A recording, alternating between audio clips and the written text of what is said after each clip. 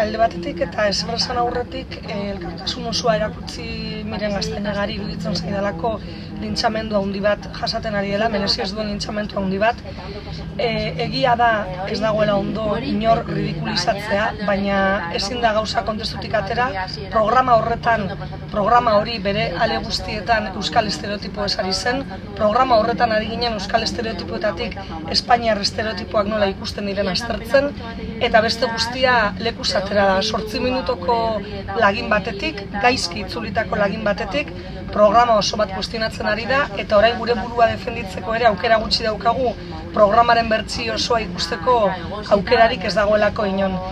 Beraz hemen interes bat egon da, interes bat programa horretan agertzen den jendearen kontra, eta interes bat batez ere euskarazko telebistaren kontra. Badaukat irudipen hori, erdarazko telebistetan euskaldunei buruzko irainak egon direnean eta estereotipo ridikuloak egon direnean, inorrez da asaldatu, eta berriro ere